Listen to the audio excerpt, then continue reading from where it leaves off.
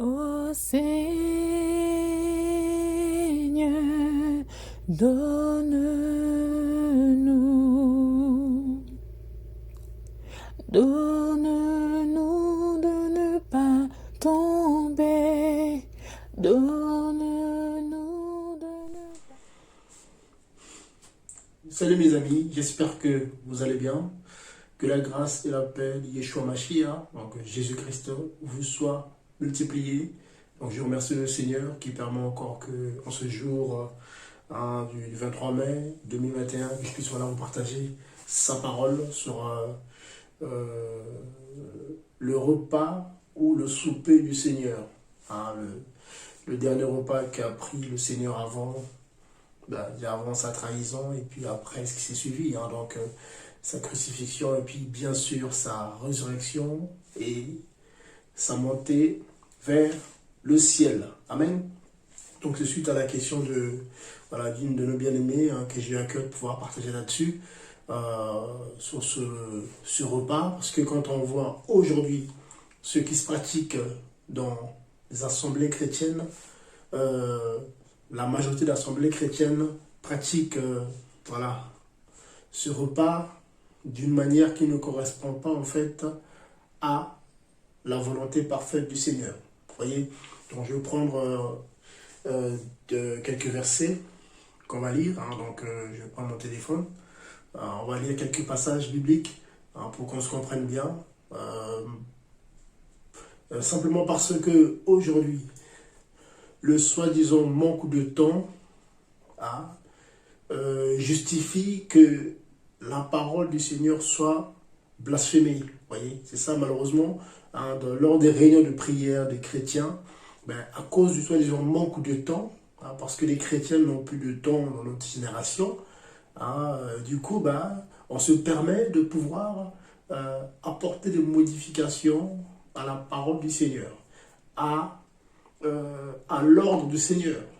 Voilà, c'est ça surtout qui est dramatique et ça ne dérange pas la majorité des chrétiens.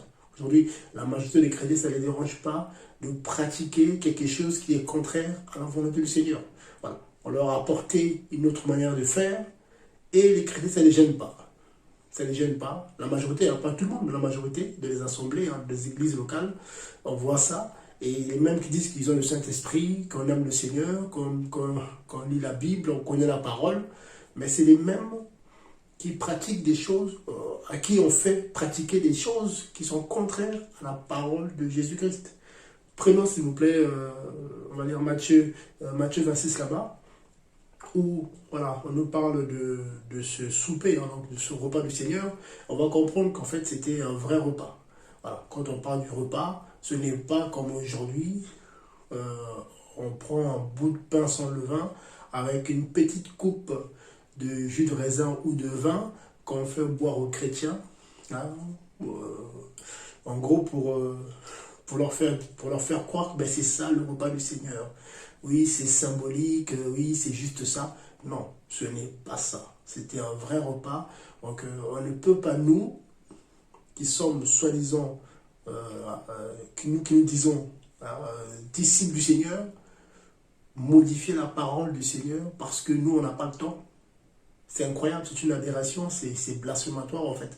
En fait, les disciples se permettent de modifier la parole de leur maître parce que leur génération aujourd'hui, ou parce qu'il y a, avec les conciles qui s'est passé, les conciles avec l'Église catholique, il y a eu des conciles, parce que les hommes se sont assis, se sont retrouvés pour dire ça ne correspond plus à notre temps, donc on apporte les modifications.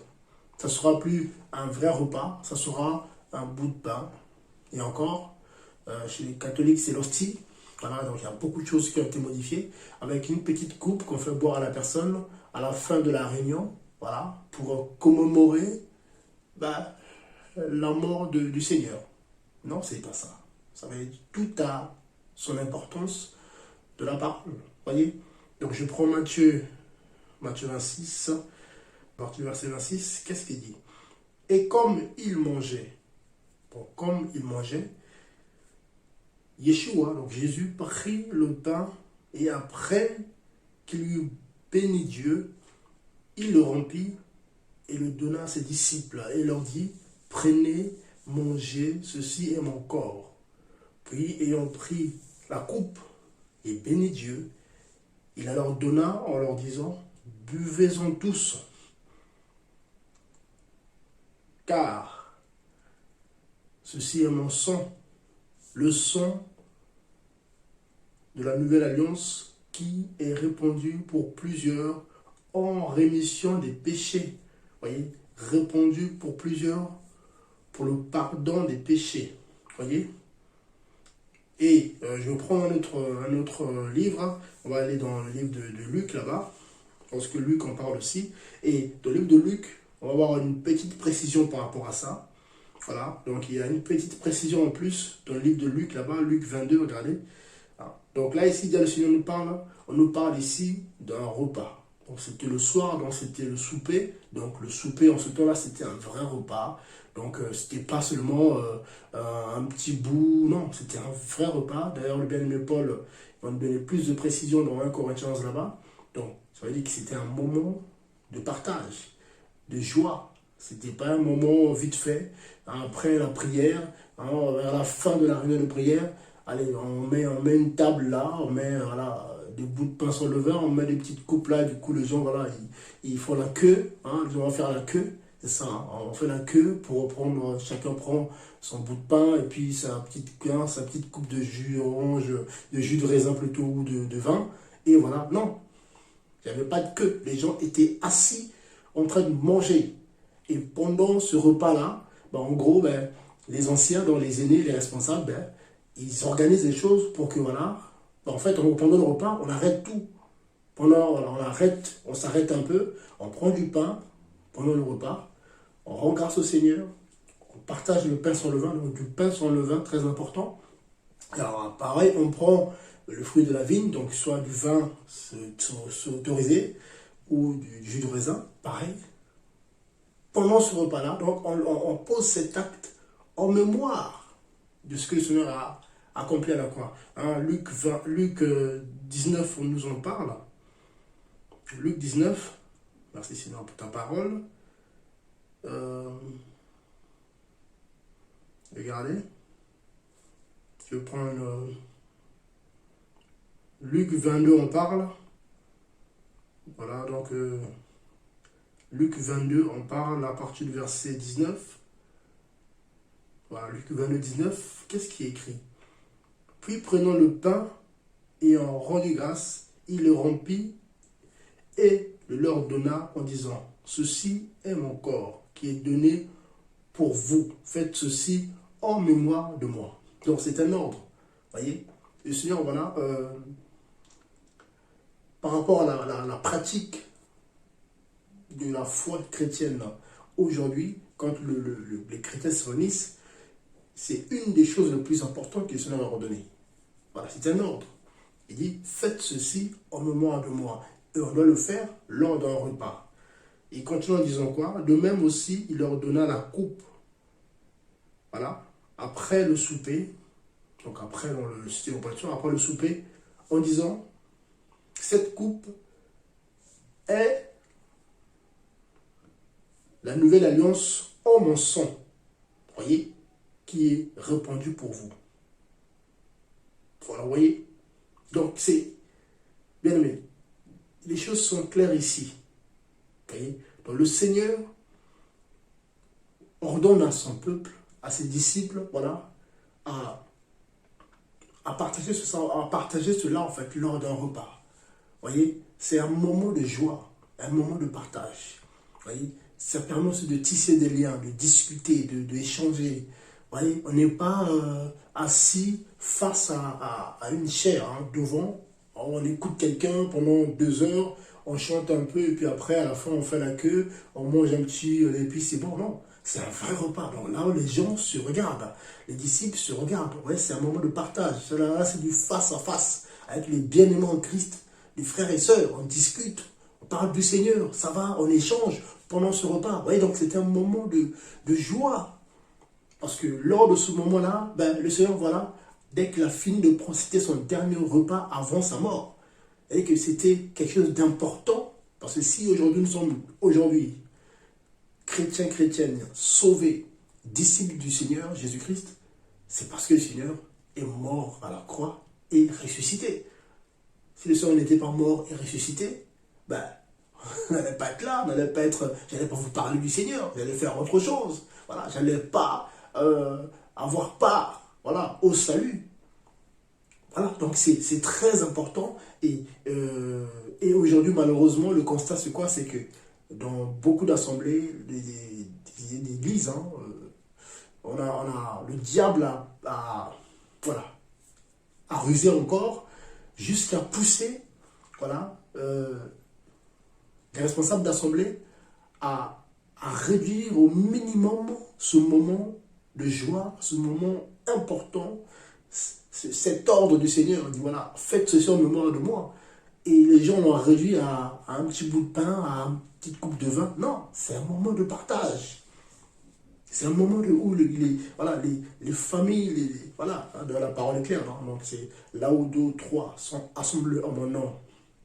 Je suis au milieu d'eux. Donc à partir de 2, 3 disciples du Seigneur, ben, voilà, ce repas peut être organisé. Par exemple, chez vous, en famille, vous êtes une famille chrétienne, ben vous pouvez, voilà, l'heure de votre repas du soir ou le repas de midi, vous êtes en famille, ben, en même temps, ce repas-là, ben, vous commémorez l'œuvre de la croix, vous commémorez la nouvelle alliance. Donc, il faut du pain sans levain, c'est le minimum, c'est obligé. On ne prend pas du pain levé, c'est interdit. Voilà, donc on doit respecter la doctrine. Donc c'est du pain sans levain avec ben, le jus de raisin ou le vin. Voilà. Et là, on le prend, voilà, avec respect. Vous voyez, voilà, on commémore en fait, voilà. On prend conscience de ce que le Seigneur en fait a fait pour nous en fait. Vous voyez, on réalise à quel point Dieu est amour. Voilà. Car Jean 3,16 veut dire, car Dieu a tant aimé le monde qu'il a donné son Fils. C'est-à-dire que c'est ça l'accomplissement de cet amour du Seigneur pour nous. L'humanité sait que ce que le Seigneur avait promis, c'est accompli. Et on doit le célébrer, on doit le commémorer, on doit s'en réjouir. Donc ce n'est pas passer 2 heures à chanter, hein, 2 heures à dire n'importe quoi, et puis 5 minutes, et encore, où on fait la queue, on mange et puis on s'en va. Non, au contraire, c'est un moment de partage, où on discute de ça, on partage pendant un repas. Vous voyez, c'est important de... Voilà, quand on partage avec les gens lors d'un repas, c'est différent. Il se passe quelque chose en fait, même humainement, que ce soit en famille, même au travail, avec des collègues, avec des gens, quand vous partagez un repas, voilà, les cœurs sont disposés, vous voyez, le cœur est apaisé. Vous voyez, quand vous êtes autour d'un barbecue, comme on dit, barbecue, voilà, une réunion avec des gens, vous mangez, c'est pas pareil que si vous êtes assis au bureau ou lors d'une réunion, vous êtes là, c'est différent, parce que là, votre esprit est ailleurs, quand c'est le repas, il y a quelque chose qui se passe, c'est-à-dire que c'est différent. Il n'y a pas de hasard avec le Seigneur. Voilà. Il aurait pu le faire autrement. Mais pourquoi il l'a fait? Pourquoi il l'a fait lors d'un repas? Il aurait pu le faire à l'extérieur. Allez, il prend une coupe, il prenait ça, allez, mangez, faites ceci en mémoire de moi. Ok, Seigneur, voilà. Ok. Non, il le fait pendant le souper. Donc, il n'y a pas de hasard. Vous voyez? Et là, l'apôtre Paul en parle. Je prends 1 Corinthiens 11. Parce qu'il y en a qui malheureusement ont aussi pris ce moment de partage à la légère. L'apôtre Paul nous apprend qu'il y a eu beaucoup furent frappés, beaucoup furent tués par le Seigneur. Le Seigneur a tué des âmes parce qu'ils ont pris ce moment à la légère. Beaucoup ont tombé malades. C'est l'apôtre Paul qui dit ici, il y a eu des décès et des malades. Non pas à cause des démons, mais le Seigneur lui-même, voilà, a rendu malade ou a frappé de mort, comme il a fait avec Ananias et Saphira, même des disciples qui ont été légers, qui n'ont pas pris conscience de l'importance de ce moment-là. Et ça se passe encore aujourd'hui. Il y a beaucoup de chrétiens aujourd'hui qui sont frappés par le Seigneur. Ils ont pensé les démons. Non, Jésus lui-même, Yeshua Mashiach, il frappe. il frappe de maladies, d'infirmités. Ce n'est pas un démon, c'est le Seigneur. Tu te moques du Seigneur, tu ne prends pas conscience, tu crois que le Seigneur est là pour jouer. Lui-même, il te gère, il va te foudroyer et tu vas te plaindre à qui? Voilà. Qui va t'aider? Qui va te secourir? Si le Seigneur te frappe, dites-moi, si le Seigneur te frappe lui-même, de maladie, tout ça, qui va te guérir? Voilà.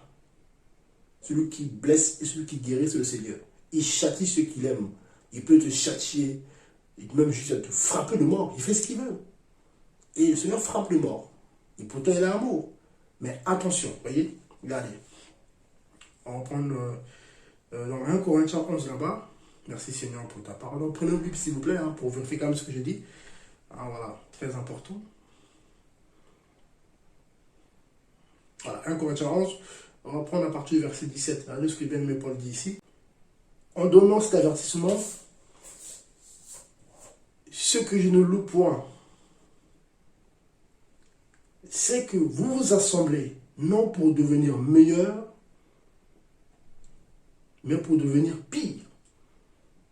Vous savez que c'est un constat amer. Les gens se retrouvent au nom du Seigneur, oui, mais en fait c'est pour devenir plus méchant, plus hypocrite, voleur, menteur, dur. Voilà. Au lieu de progresser, d'être plus juste, d'avoir plus d'amour pour le prochain, d'amour pour le Seigneur, non, ils deviennent pires. Voilà. Ils deviennent pires encore, c'est incroyable. Et il dit quoi le verset 18? Et d'abord, j'apprends que lorsque vous vous réunissez en assemblée, donc l'église locale, il y a parmi vous des divisions. Et il n'y a rien de nouveau sous le soleil. Hein. Donc si ça, déjà chez eux, au temps des apôtres, c'était comme ça, eh bien nous alors, il ne faut pas s'étonner que ça arrive. Et je le crois en partie, car il faut qu'il y ait aussi des sectes parmi vous, afin que ceux qui sont approuvés soient reconnus comme tels au milieu de vous. Donc il faut qu'il y ait tout ça, voilà. Donc cela permet qu'il y ait tout ça, pour que, voilà, que ceux qui sont véritablement disciples soient reconnus, et les faux disciples soient aussi reconnus. Voilà, il faut qu'il y ait tout ça, cela permet. Et l'apôtre Paul continue en disant quoi? Lorsque donc vous vous réunissez, ce n'est pas pour manger le repas du Seigneur, car quand on se met à table, vous voyez, écoutez bien, donc c'était un vrai repas. L'apôtre Paul parle ici de table, donc c'était pas, on fait la queue, on va devant, on prend un petit bout et puis c'est tout. C'était un vrai repas, comme le Seigneur l'a organisé lui-même. Donc, pourquoi aujourd'hui c'est plus le cas? Et pourquoi les chrétiens d'aujourd'hui acceptent ça? Pourquoi ils ne disent pas aux responsables qui font le contraire? Non, c'est un vrai repas. Vaut mieux ne pas le faire. Comme ça, moi, c'est mieux que de mal le faire. Voilà. Donc, soit on le fait bien, un vrai repas, on s'organise. Voilà, une semaine avant, bon, écoutez, on va s'organiser, on prépare, chacun prépare quelque chose chez lui, on se retrouve, on mange ensemble, soit à midi ou soit le soir au souper, voilà. Bon, on s'organise, sinon on ne fait rien. Vaut mieux ne rien faire que de faire mal et du coup de tomber sous le jugement du Seigneur.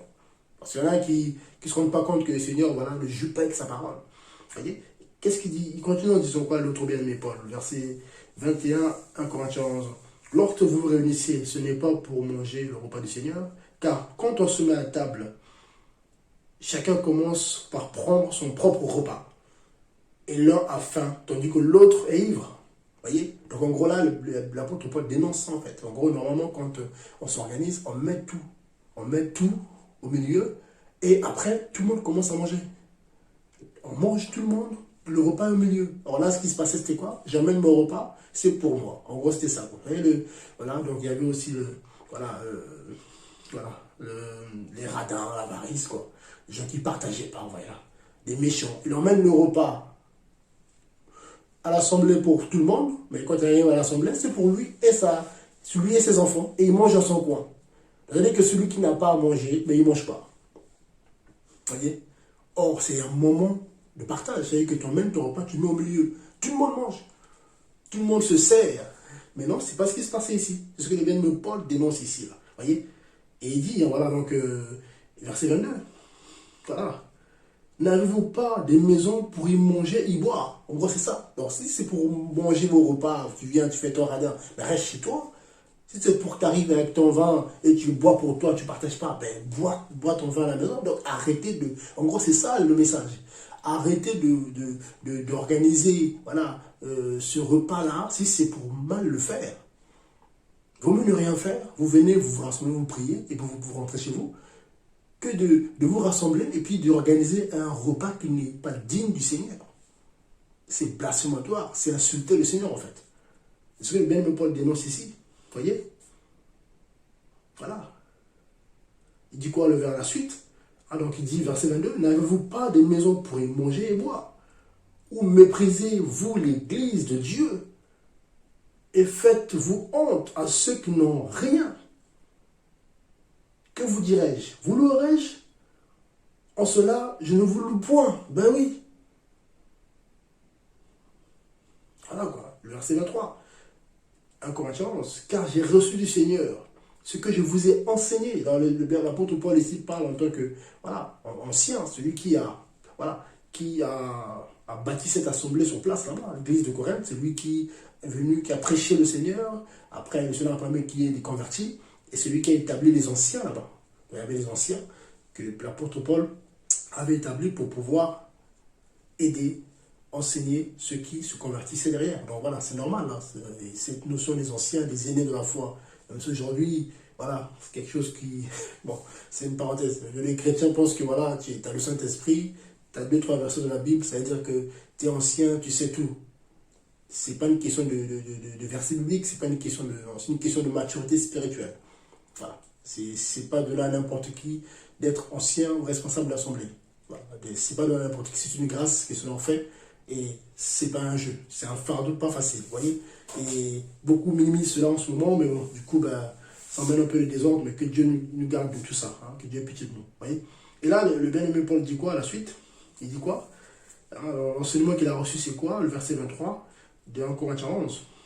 C'est que le Seigneur Yeshua, de la nuit où il fut livré, prit du pain, et après avoir rendu grâce, le rompit, et dit, ceci est mon corps, qui est rompu pour vous. Faites ceci en mémoire de moi. C'est un ordre. Faites ceci en mémoire de moi. Donc, c'est celui qui parle ici. Faites ceci. Donc, il faut le faire. Donc, normalement, dans les assemblées, il faut le faire le plus possible. Voilà. Dans le mois, il faut le faire au moins une fois. Voilà. Lors des réunions. Hein, lors de l'assemblée. C'est oui, mais on est 50, on est 100, on est 200. C'est pas grave. On est 1000, ben c'est pas grave. Voilà, vous organisez, si des païens organisent des repas géants, pourquoi pas l'église ou même le monde, on voit les gens qui organisent des repas géants, voilà, des repas de 10 000 personnes où on met une grande table au milieu, voilà, tout le monde peut se servir. Alors, si eux, ils arrivent à le faire, donc c'est l'église qui ne pourra pas le faire. Vous voyez? Donc, vous voyez comment c'est l'hypocrisie, vous voyez comment le diable, voilà, malheureusement, a mis son système en place. C'est là qu'on voit aussi que la majorité d'assemblées aujourd'hui, ben, voilà, sont mélangées. Voilà. Le Seigneur n'est pas maître là-dedans. Parce que si le Seigneur était maître là-dedans, ben, les gens feraient ce qui est écrit à la lettre. On n'est pas là pour plaire à quelqu'un. Voyez, ce qu'on fait, ce n'est pas pour plaire à quelqu'un. On doit plaire au Seigneur d'abord. Après aussi, oui, il faut plaire au bien-aimé, c'est important. Mais d'abord, on plaît au Seigneur.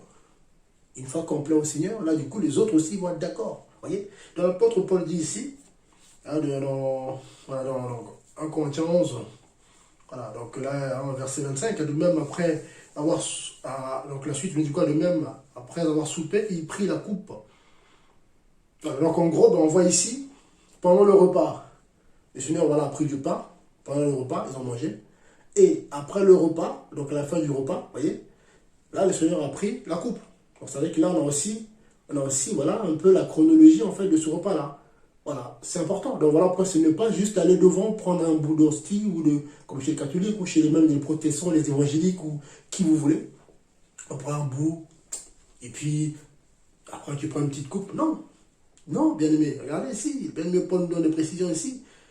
1 Corinthiens 11, 25, de même, après avoir soupé, donc après le repas, donc à la fin du repas, donc voilà, donc en gros on a mangé, et à la fin du repas, voyez, verset 25, je me répète encore, de même après le souper, ou après le repas, pour que l'on comprenne bien, il prit la coupe et dit, cette coupe est la nouvelle alliance en mon sang. Faites ceci en mémoire de moi toutes les fois que vous en boirez. Voilà, verset 26. Car toutes les fois que vous mangerez ce pain et que vous buvez de cette coupe, vous annoncez la mort du Seigneur jusqu'à ce qu'il vienne. Vous voyez? Donc, le bien-aimé Paul Sival explique en fait, voilà, il explique en fait le contexte. Après, je vais faire une lecture pour qu'on se comprenne bien. Regardez, verset 27. C'est pourquoi celui qui mangera le pain ou boira la coupe du Seigneur indignement sera coupable envers le corps et le sang du Seigneur. Que chacun donc s'éprouve soi-même, et qu'ainsi il mange du pain et boive de la coupe. Car celui qui mange et boit sans discerner le corps du Seigneur mange et boit un jugement contre lui-même. C'est pour cela qu'il y a parmi vous beaucoup d'infirmes et de malades, et qu'un grand nombre sont morts. Un grand nombre sont morts. C'est-à-dire que le Seigneur a frappé ceux qui ont mangé ou bu, voilà, ceci indignement. C'est-à-dire qu'ils n'ont pas pris le temps de discerner. Il y en a qui pensent que c'est un jeu. Ils sont dans le péché, ils ont des cœurs tordus, ils sont dans la haine voilà, dans la haine du prochain. Donc, voilà, leurs vies ne sont pas correctes et ils se permettent, lors des réunions d'assemblée, ben, voilà, de manger de ce pain et de boire de cette coupe. Voyez? Et là, du coup, ben, ils subissent un jugement. Soit la maladie, soit la mort. Parce qu'on parle d'ici un grand nombre. Hein, voilà. Voilà, donc, et qu'un grand nombre sont morts. Voyez? Bien aimé. Donc, c'est, voilà, pour ne pas m'étaler sur la suite, c'est vraiment pour nous interpeller. Chrétiens, chrétiennes, faisons attention. Ne faisons pas pour faire. Ne suivons pas pour suivre. C'est parce que c'est écrit Église. Parce qu'il y a, oui, ben c'est écrit Jésus-Christ est Seigneur devant. Parce qu'il y a la foule. Ça veut dire que la parole est respectée. Non. Amen. Non, non, non, non. S'il vous plaît. Ce repas-là, voilà, ce souper hein, du Seigneur, voilà, c'est, voilà, ce souper-là, donc ce repas, doit être observé selon la parole. C'est un vrai repas. Donc si on ne peut pas l'observer selon la parole, il ne faut pas le faire pour ne pas s'attirer un jugement, voilà, gratuitement. Parce que le Seigneur ne rigole pas. Le Seigneur ne rigole pas parce que nous on pense que le Seigneur rigole. Je vois que les chrétiens d'aujourd'hui, voilà, ils pensent que le Seigneur, bon, il comprend, Dieu comprend. Non, le Seigneur il est le même hier, aujourd'hui, éternellement. Vous voyez, c'est le même qui a frappé ceux qui sont morts ici. Quand on parle ici, un grand nombre sont morts. Ils sont morts parce que le Seigneur les a frappés. C'est le même aujourd'hui, c'est le même Seigneur. Donc ceux qui vont aussi, voilà, qui se moquent du Seigneur, qui font n'importe quoi, beaucoup sont frappés. Beaucoup sont frappés de mort spirituelle. Vous voyez? Ils sont en fait, spirituellement, ils sont frappés. C'est-à-dire que le Seigneur les a frappés, il les a disqualifiés. Mais ils sont là avec vous, ils sont là. Des chrétiens, oui, j'aime le Seigneur, mais quand vous éprouvez leur vie, voilà, c'est méchanceté, haine, cœur dur, voilà. Mais comment ça se fait? Mais il y en a que le Seigneur a frappé, a disqualifié. Ça ne veut pas dire qu'ils vont mourir physiquement, mais ils sont morts spirituellement. En gros, là, ils n'ont plus là, ils ont perdu la foi en Jésus-Christ, en fait. C'est fini pour eux. Mais ils sont là avec vous. Et c'est les mêmes qui peuvent vous tirer vers le bas. C'est ça le danger. Ce sont ces chrétiens-là qui vous empêchent d'avancer. Voilà. Ce sont ces chrétiens, ces faux disciples, hein, ces faux frères, ces fausses sœurs. Ce sont eux, en fait, qui vont vous tirer vers le bas. Vous voyez, donc voilà pourquoi il faut faire très attention en ce temps de la fin, avec qui on marche, où vous allez prier, vérifier, est-ce que la parole est appliquée correctement ou pas. C'est qu'il y a un problème d'enseignement aussi. Si on n'est pas enseigné, on ne sait pas, parce qu'on ne sait pas. Donc du coup, voilà, donc que le Seigneur en tout cas fasse grâce, voilà, parce que vous puissiez être enseigné correctement. Voilà. Le Seigneur a établi des personnes pour enseigner. Donc ceux qui disent que le Saint-Esprit m'enseignera et m'enseigne, au bout d'un moment, ils se retrouvent face à un mur, parce que chacun sa grâce, chacun son appel, chacun son don. Ce n'est pas pour rien qu'il y a les enseignants, il y a les prédicateurs, ce n'est pas pour rien. Sinon, ben, à quoi ça sert d'être prédicateur, d'être enseignant, d'être responsable, d'être aîné? Si tout le monde a le Saint-Esprit, pourquoi les anciens alors? Chacun fait ce qu'il veut. Voyez? Donc voilà, mes bien-aimés. Donc faites attention à vous. Voilà. Tous les autres vous gardent. Tenez ferme. Donc attention à ces faux repas du Seigneur qui sont plutôt diaboliques, qui ne correspondent pas à la volonté parfaite de Jésus-Christ. Faites attention à ça, s'il vous plaît. Voyez, donc voilà, j'avais ça à vous partager. Donc soyez bénis. Donc, il y aura d'autres vidéos si cela en permet. Que cela vous garde. Allez, à très bientôt. Soyez bénis. C'était votre bien-aimé, le pasteur Franck Pizarro. Soyez bénis. Au revoir. Soyez bénis. Merci. Bon Seigneur. Soyez bénis.